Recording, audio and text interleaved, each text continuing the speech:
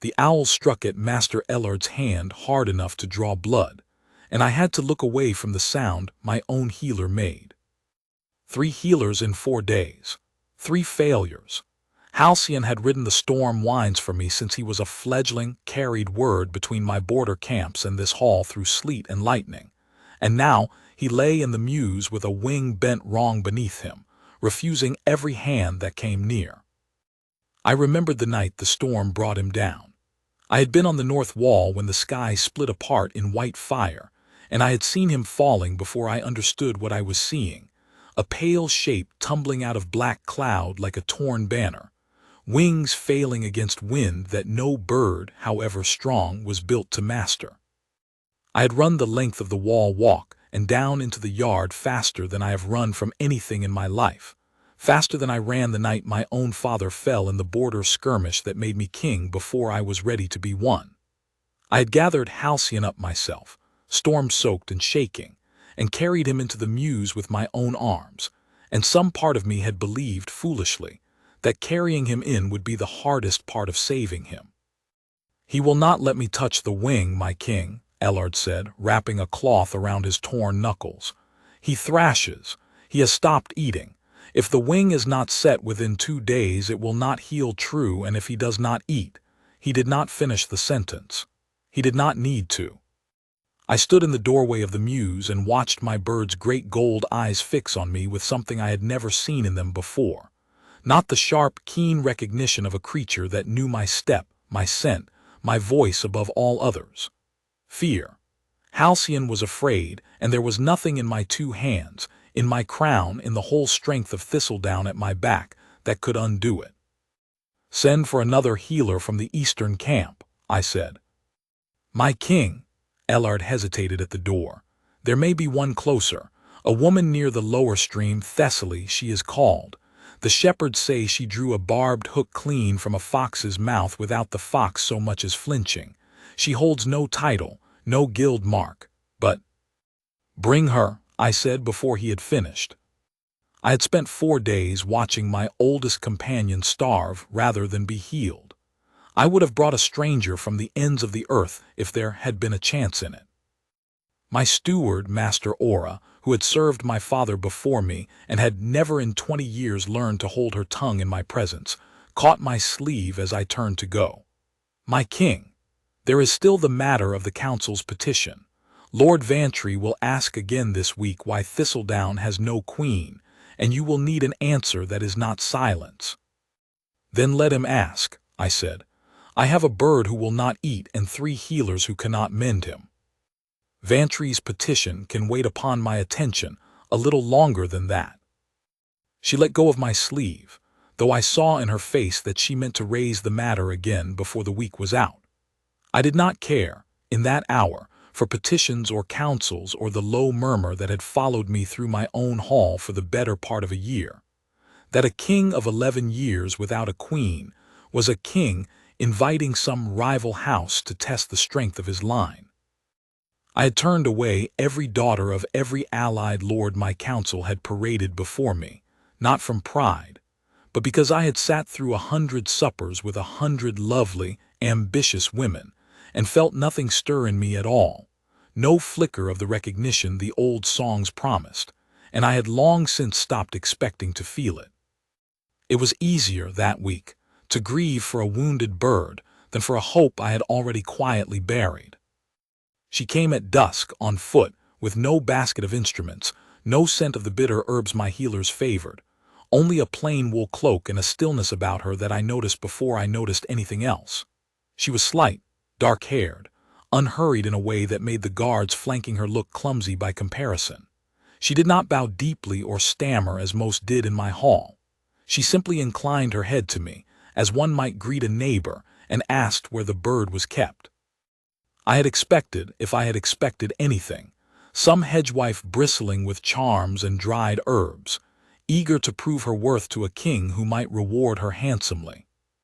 Instead, she walked beside me through my own hall as though she had walked it 100 times before, unbothered by the banners, the armed men at the doors, the great carved wolf that crowned my throne at the far end of the room. When one of the younger guards stumbled over his own spear in his haste to open the mews door for her, she only murmured a quiet word of thanks and stepped through, and I found myself, absurdly, grateful to her for not making the boy feel his clumsiness any more than he already did. "He has hurt two of my best healers," I told her, walking beside her toward the mews. "He will not be handled. I do not wish you harmed for my sake." "Then I will not handle him," she said. "Not yet." I did not understand her meaning until I saw her sit. She lowered herself onto the mews floor a full 10 paces from where Halcyon crouched in the straw, his wing held at that cruel angle, his gold eyes ringed with the dazed look of an animal too tired to keep fighting and too frightened to stop. She did not reach for him. She did not speak to him in the coaxing, wheedling tone my healers had used. She simply sat, back straight, hands folded loose in her lap, and after a long moment she began to hum. It was not a song I knew.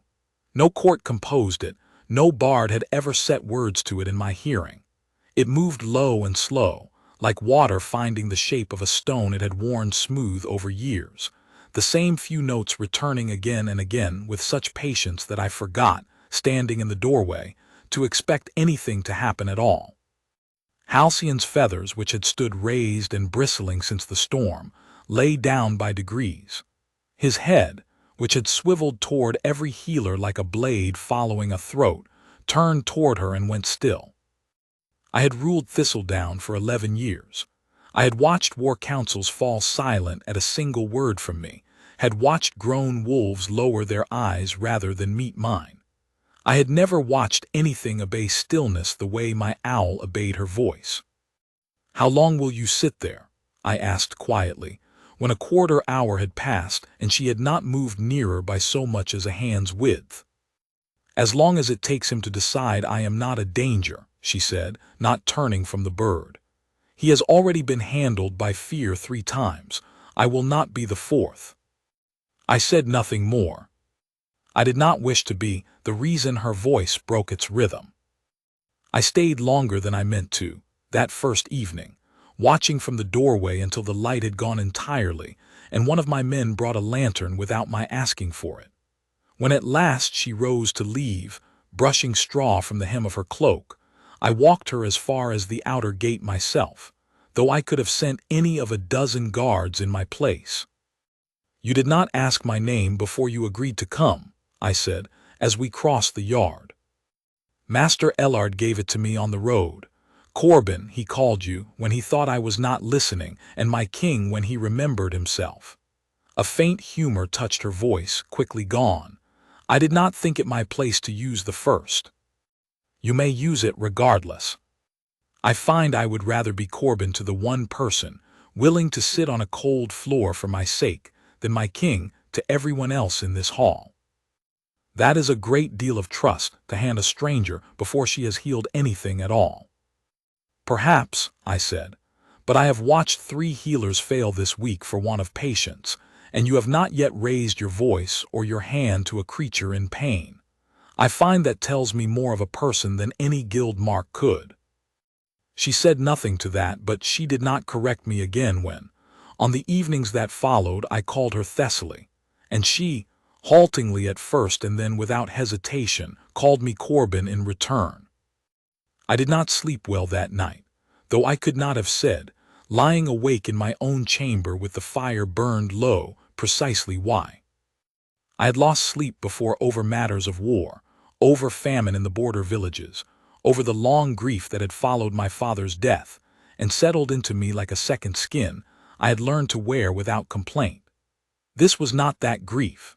It was something quieter and stranger, a restlessness that kept circling back to the sound of a woman humming in a cold mews, to the particular way she had said Corbin, testing the shape of it in her mouth as though it were a stone she was deciding whether to keep. I rose before dawn and walked the wall I had walked the night of the storm, looking out over the dark fields toward the lower stream, and I found myself wondering what her home looked like, whether she slept easily or lay awake as I did, whether she thought of the wounded bird in my mews at all once she had left it for the night. I had never before wondered such small, ordinary things about anyone who was not already bound to me by blood or duty, and the novelty of it unsettled me more than any council debate ever had. She returned the next evening, and the one after that, and each time she sat a little closer, and each time she left before full dark without once laying a hand on him. My counsel found this absurd. Ellard, healing knuckles and all, told me plainly on the third day that we did not have 3 days left to spare, that the wing would set crooked, that we ought to force the matter and be done with it. You tried force, I said. It cost you your hand and cost him his trust.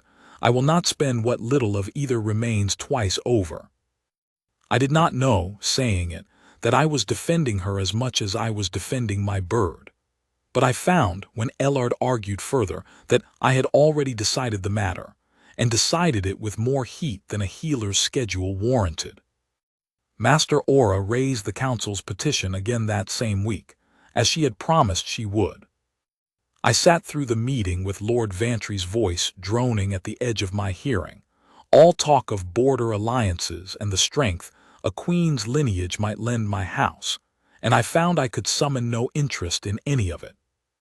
My thoughts kept sliding back to the Muse, to a woman sitting quiet on a cold floor with a wounded bird, asking nothing of me, asking nothing of anyone, and it struck me, somewhere in the middle of Vantry's third argument, that I had not once in that meeting thought of any of the ladies my counsel had paraded before me over the years. I thought only of strawdust caught in lantern light, and a low humming voice, and gold eyes going soft with trust. "You are not attending, my king," Vantry said, not unkindly, though there was an edge beneath it. "No," I admitted. "Forgive me. I have a great deal on my mind this week that is not yours to carry." He did not press further, though I saw the look that passed between him and Aura, the look of men and women who had begun to suspect something before I had fully admitted it to myself. On the fourth evening I did not stand in the doorway. I sat on the bench along the far wall, out of her sight if she did not turn her head, and watched. She had drawn close enough now that Halcyon's beak nearly grazed her sleeve when he turned toward her humming, and still she did not reach for him. She let him close the distance. She let him choose it each time as though the choosing itself were the medicine. "You are not truly a healer," I said, when the song had ended and she sat brushing straw from her skirts. "Ellard tells me you hold no guild mark." "I hold no title," she agreed. "I only listen for what a hurt thing is still willing to give, and I do not ask for more than that. And if it is willing to give nothing, then I wait until it is." She looked at me then, fully, for perhaps the first time since she had come to my hall, not the healer's assessing look she gave the bird, but something plainer, something that took my measure the way she might take the measure of any man standing overlong in a doorway. "You watch him as though his pain were your own wound, my king." "He has flown further from me than any soldier has marched," I said. "He does not know that I would carry the wing myself if it would spare him the breaking of it again." "He knows," she said. "That is why he has not driven you off, as he drove off the others." I had no answer for that. I sat with it long after she had gone, turning it over as I had not turned over a stranger's words in longer than I could remember. I asked, on the fifth evening, how she had come by such patience, and she was quiet long enough that I thought she might not answer at all. "My mother kept goats along the lower stream," she said at last. "One year a sickness went through the herd, and the healers from the village would not come near for fear of catching it themselves, though it was no sickness that crossed to men. I was young, younger than I should have been to be trusted with such a thing, but I sat with the goats through that whole winter because no one else would, and I learned that a frightened creature does not want your knowledge. It wants your patience. My mother used to say I had no gift at all, only more stubbornness than sense, and perhaps she was right. But the goats lived, most of them, and I have been sitting with frightened things ever since." "That is not stubbornness," I said. "I have men in my own guard who call themselves brave and would not sit an hour with a creature that might strike them." "Bravery is loud," she said.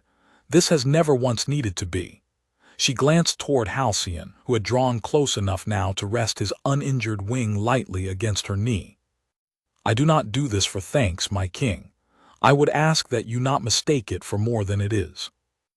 I wondered, hearing her say it, whether she had needed to make that claim to other men before me, men who had mistaken her gentleness for an invitation, her patience for permission to presume. Something in the careful, guarded way she said it told me she had learned to protect that boundary before I had ever given her cause. I resolved, in that moment, that I would never be a reason she needed to say such a thing twice. "I will never mistake it for less than it is," I said instead. "Which is, so far as I have seen this week, the rarest kindness in my hall."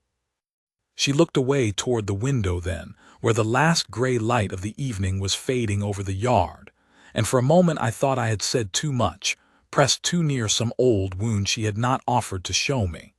But when she spoke again, her voice was steady, only quieter than before.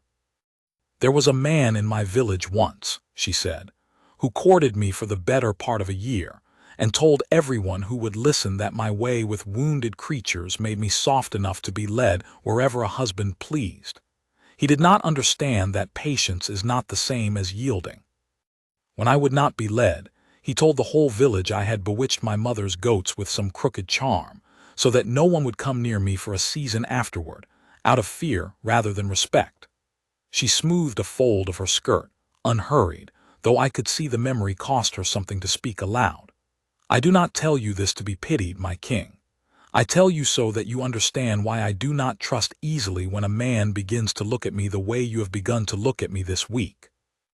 I am sorry that any man made you carry fear where you ought only to have been given respect," I said, and I meant it with a heat that surprised me. "I will not ask you to trust me on the strength of my crown. I would rather earn it the way Halcyon is learning to trust you, slowly, and only as far as I have shown myself worth trusting." She studied me a long moment, as though weighing the truth of that against whatever the village man's cruelty had taught her to expect from men who wore fine coats and spoke fine words. Whatever she found in my face seemed to satisfy her, for the corner of her mouth eased, not quite a smile, but its patient cousin. "That," she said, "is the first sensible thing any suitor has ever said to me." "I did not know I was courting you," I said, startled into honesty. "I only knew I did not wish you to leave before I had said something true." "Then we are agreed on that much," she said, and turned back to the owl before I could ask what else precisely we might be agreed on. On the 6th evening, Halcyon let her touch his wing. The mews were colder than they had been all week, the first true bite of autumn come down off the northern peaks, and I remember thinking, absurdly, that I ought to have had a brazier brought in for her comfort days before, and had not thought of it until that very evening, because until that evening I had been too consumed by the birds suffering to notice hers. She wore only the same plain cloak she always wore, and her breath showed pale in the lantern light, and still she sat without complaint, as though cold were simply one more thing a person endured in service of patience. I watched it happen, and I have turned the memory over so many times since that I could draw it as a map-maker draws a coastline he has walked 100 times. She did not reach for the wing first. She reached, slow as a shadow lengthening, for the feathers at his breast, and when he did not startle, she let her fingers rest there a long moment before her hand slid, so gradually I could not mark the instant it happened, to the joint of the wing itself. He shrieked once, a short, raw sound that went through me like a blade, and I was on my feet before I knew I had risen. But he did not strike her. He did not thrash. He held himself rigid and let her fingers move along the break, and all the while she kept singing, low and unbroken, as though her voice itself were a splint holding some part of him together that no bandage could reach. "There," she murmured to the bird and not to me, "there, I have you."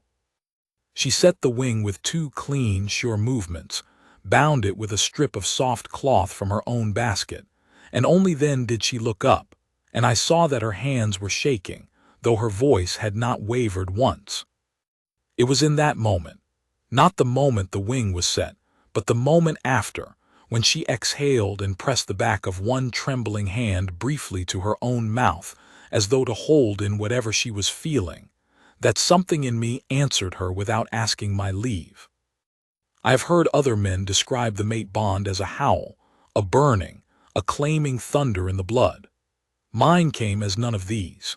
It came as a bell struck once in some room deep inside my chest that I had not known was there, a single clear note that did not fade but kept ringing, faint and constant, under everything I did for the rest of that night. I stood in that mews with my crown and my 11 years of rule, and I could not have told you in that moment which mattered less, the bird healed, or the woman whose trembling hands had healed him. I understood, watching her gather her basket with the unhurried calm of someone who did not yet know what she had done to me, that I had spent 4 days believing I was watching a healer work. I had been watching something rarer. She did not command the hurt to yield. She waited for it to trust her, and it always, in the end, did. "He will fly again," she said, rising. "Not soon, but true if the binding holds. And if it does not, then I will come back," she said simply, as though there were no world in which she would not. I did not tell her, that night, what had rung in my chest like a bell. I did not yet have words steady enough to offer her that were not also a burden. I only said, "Thistledown owes you a healer's fee, whatever title you claim or refuse." I did not come for a fee. "I know," I said. "That is precisely why I mean to offer more than one." She almost smiled at that, the first true almost smile I had seen cross her face in 6 evenings, and it did more to me than any battle cry my men had ever raised in my name. I walked her to the gate again that night, and this time I brought a second cloak of my own, lined with fox fur, and settled it over her shoulders before she could refuse it, on the plain reasoning that a king who let his bird's healer catch a chill was no king worth his crown.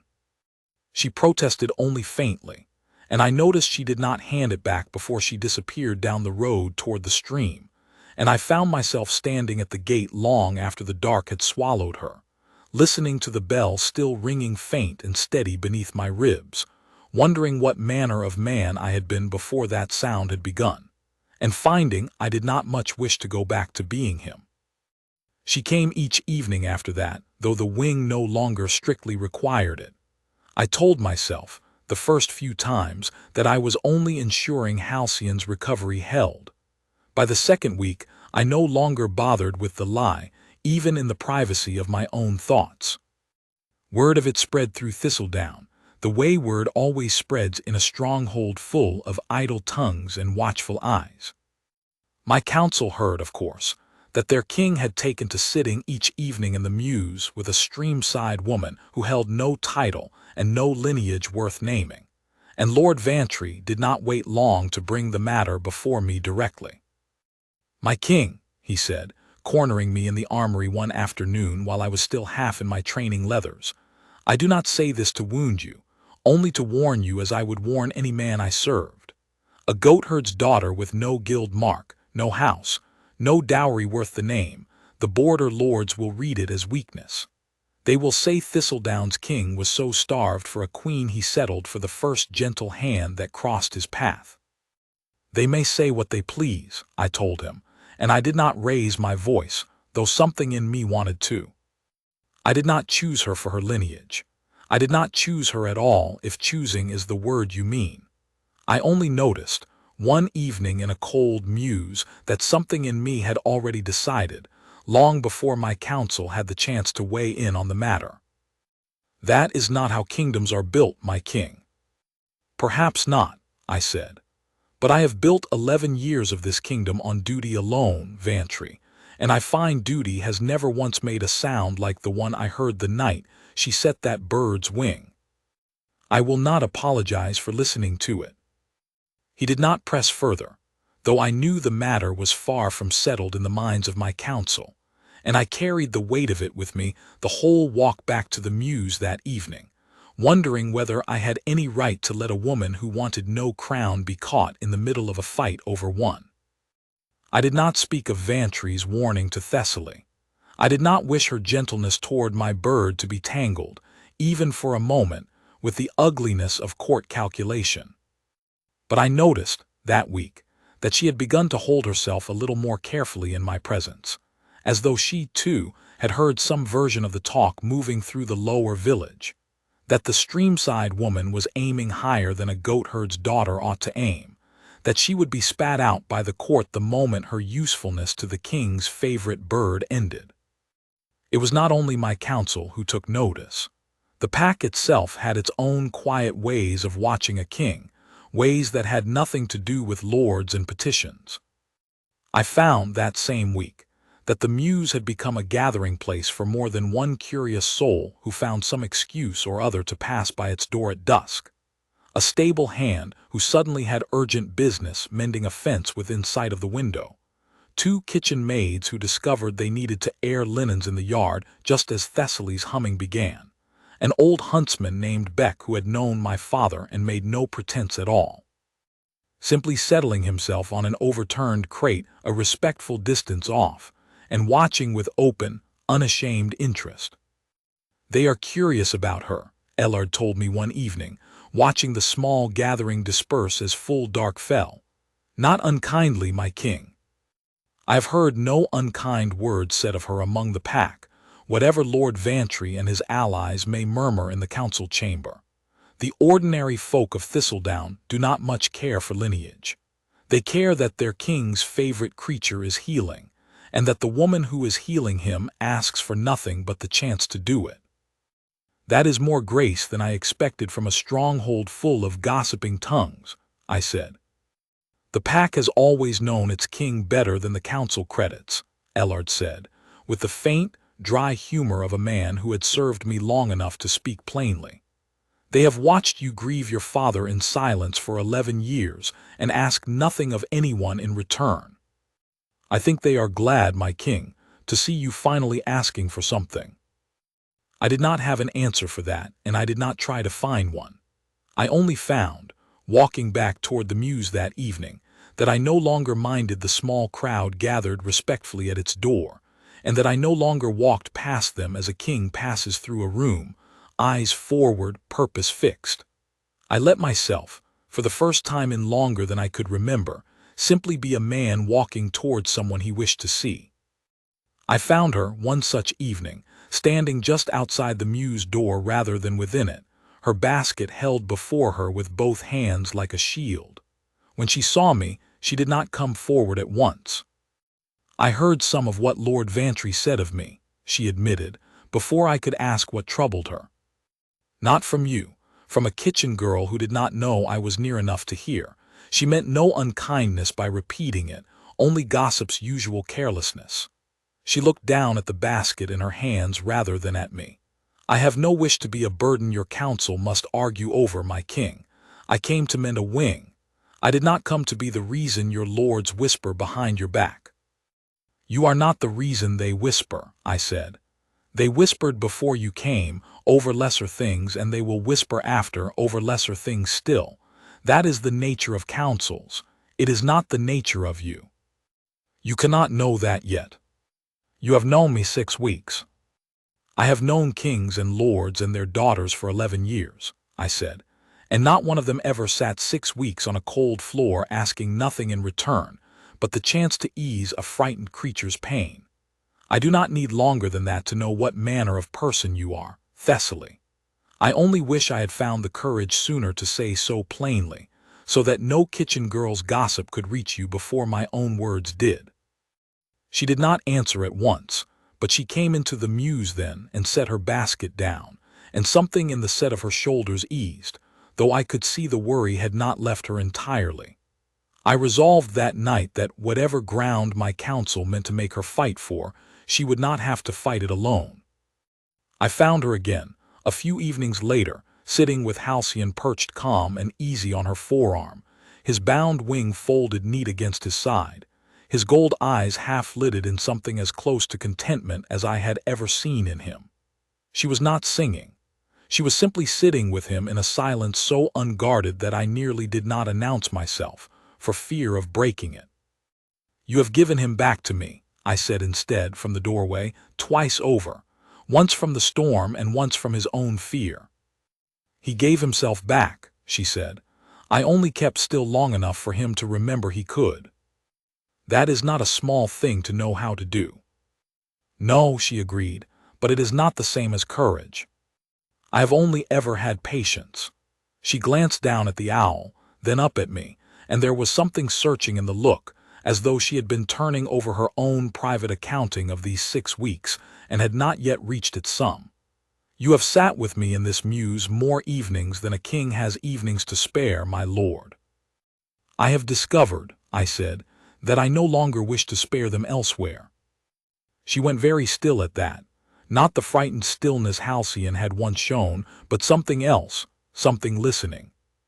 I crossed the muse floor, slower than I had ever crossed anything in my life, though I do not command my feet to hurry even in war, and knelt beside her so that I was not looking down at her as a king looks down from a dais, but level, the way she had first looked at me on the bench. I do not know the customs of your streamside village, I said, and I do not know if a king's regard is a gift or a burden to a woman who asks for no title. But I would have you know that something in me has not been still since the night you set that wing, and I do not think it means to grow quiet again. Halcyon shifted on her arm, feathers rustling, and turned his gold eyes toward me as though he, too, were waiting on her answer. I came here to mend a bird, she said softly. I did not come to be courted by an alpha king.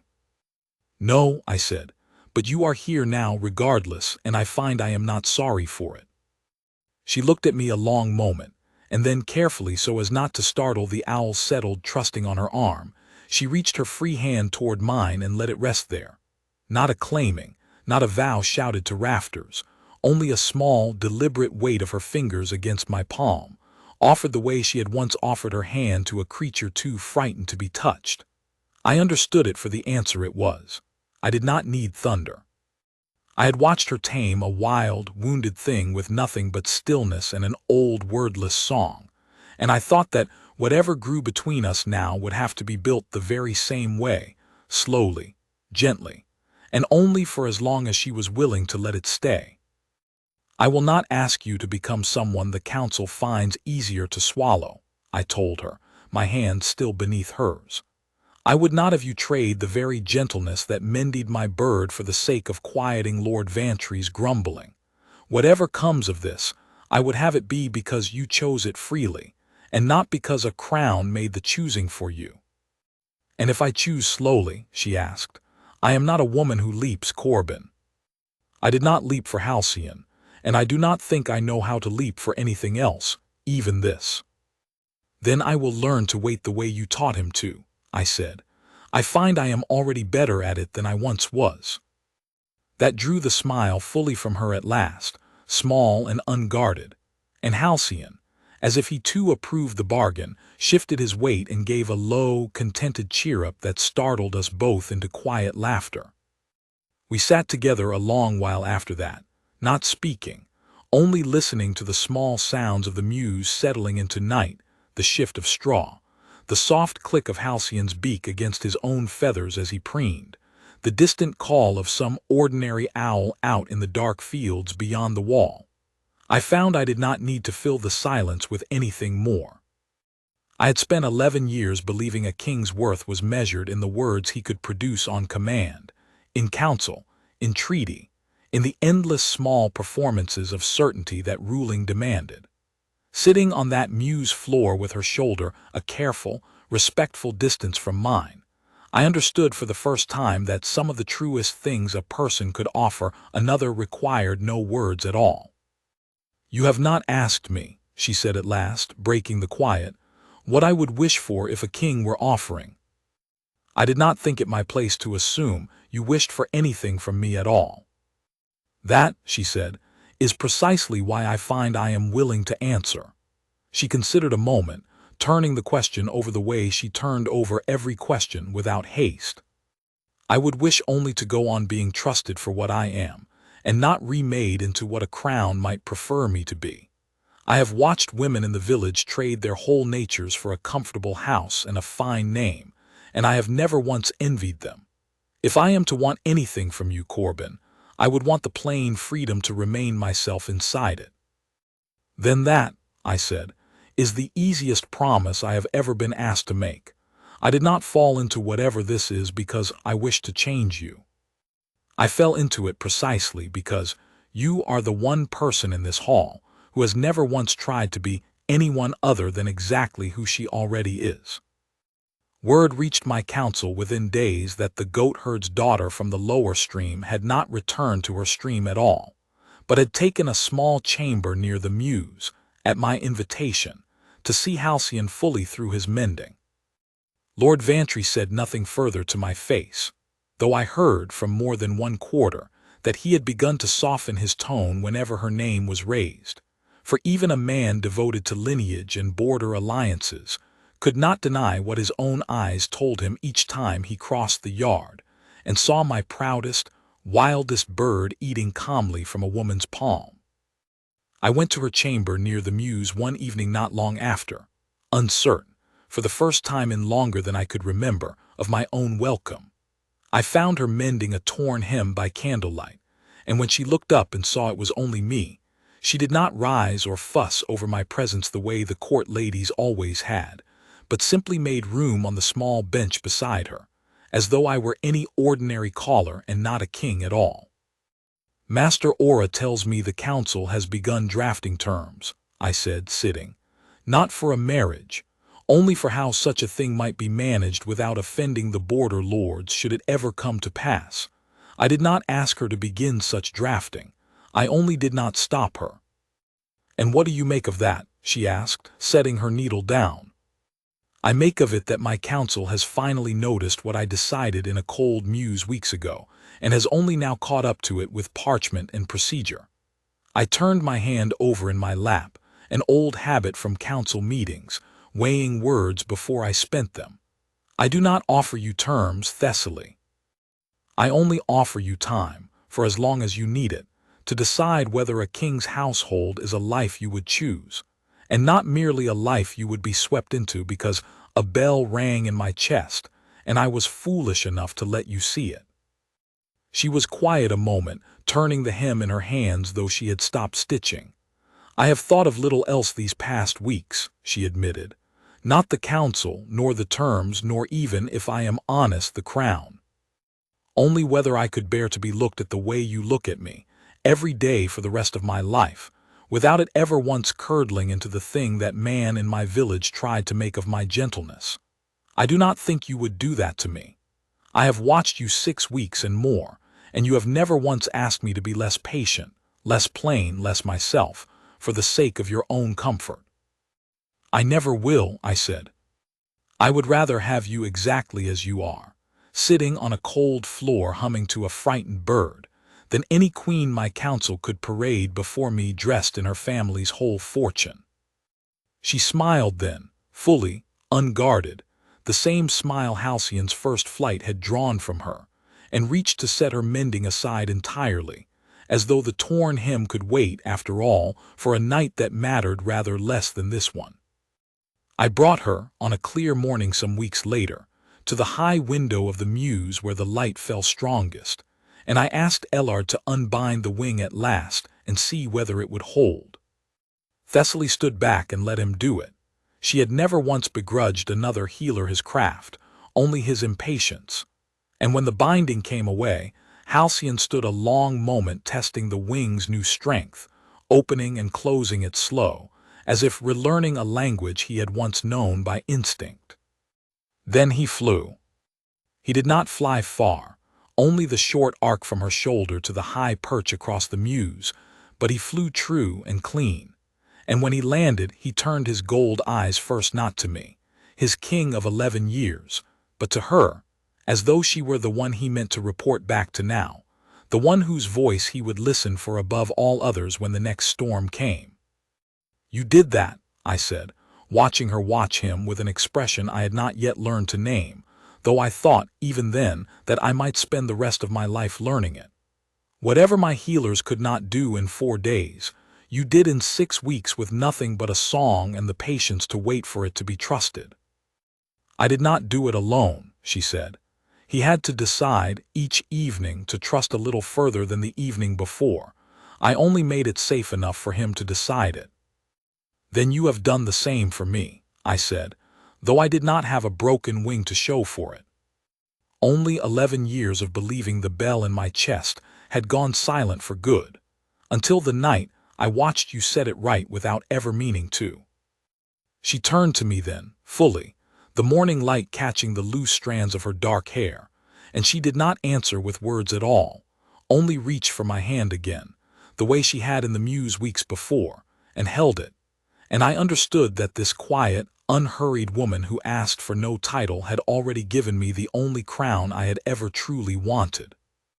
Outside, the last frost of the season was breaking from the windowsill in slow, bright drops, and Halcyon called once from his high perch, a clear and steady note, and I stood in that small mews with her hand in mine, and thought that I would happily trade every council meeting left to me for one more ordinary morning exactly like this one.